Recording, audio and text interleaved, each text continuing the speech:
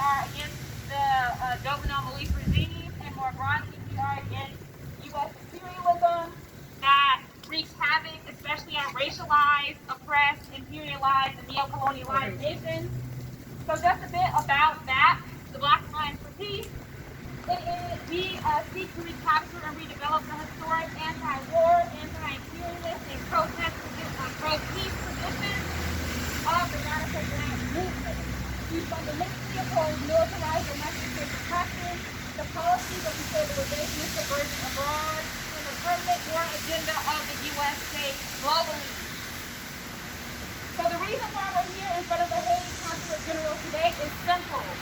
We stand in solidarity with the Haitian people against the corrupt and illegitimate regime of Jovenel Moise, which is propped up by the Joseph R. Biden administration, the United Nations, and the Organization of American States.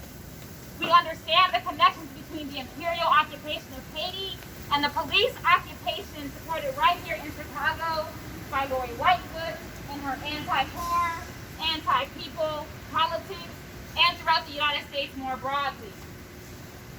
Just like we can't breathe here in the United States because militarized police forces continue to brutalize, suffocate, and murder us, neither can the people of Haiti breathe as their sovereignty, self-determination, and livelihoods are snuffed out by the pan-European forces like the Core Group, the United Nations, and the International Monetary Fund.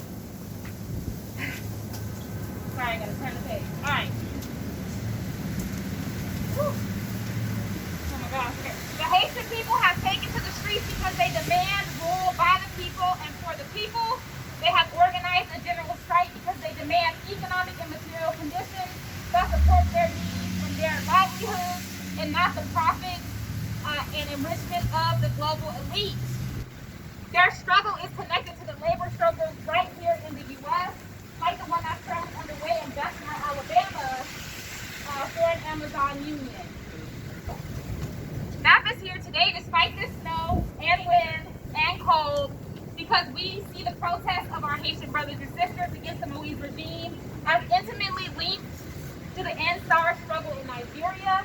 We actually just had an interesting conversation about that with our Lyft drivers. More about that later. We see that linked to the Ugandan people whose demand for an end to the Museveni dictatorship is actually against the ways in which the so-called opposition leader is actually in cahoots with the U.S. State Department. This is why we support movements and not individual personalities. And we see that's connected to getting the Africa Command or AFRICOM off the continent, and especially out of the Horn of Africa because the Joe Biden administration wasted no time in bombing Somalia. And we also see this struggle in Haiti as linked to the demand for an end to the brutal sanctions against Venezuela, Zimbabwe, Iran, and other racialized nations that reject U.S. imperialism. BAP is also here today because we understand that U.S. funding and training of the Haitian police to undermine the people's protest is linked to the U.S. 1033 program here that militarizes local police to defend property and interests of the ruling elite against poor, working, oppressed, and marginalized people. We know that this process is linked to the prison-industrial complex that tortures and confines political prisoners like Lumia Abu Jamal, Matul Shakur, Sunyata Akoli, Imam Jamil Alameen, Reverend Joy Powell, and Russell Maroon Stokes. We say free them all. Free them all. And this also means freeing all African people from the yoke of U.S. imperialism. At Black Alliance for Peace.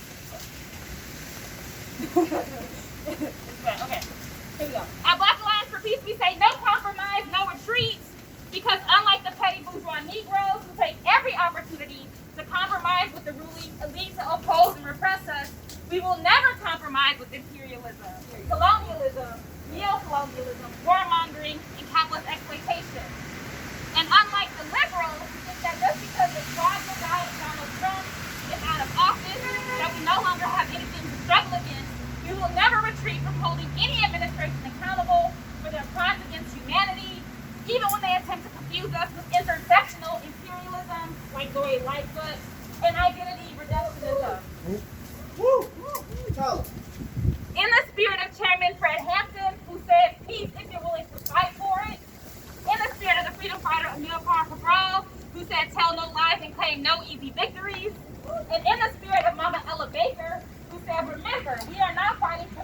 the Negro alone, but for the freedom of the human spirit, a larger freedom that encompasses all mankind. We're here to protest in the belly of the beast, in the heart of empire, the tentacles of U.S. imperialism funded by our taxpayer dollars that brutalize African, oppressed, and poor people throughout the world and here at home. Today we stand with the Haitian people, not because they need us to free them, because the Haitians have proven, at least since 1791, that they are capable of liberating themselves, but because it's our responsibility as African people, as anti-imperialists, as anti-war activists, and as believers in self-determination and people-centered human rights. It is our responsibility to do so and to be here today, so we say no compromise, no retreat. No compromise, no retreat. No compromise, no retreat. No compromise, no retreat. No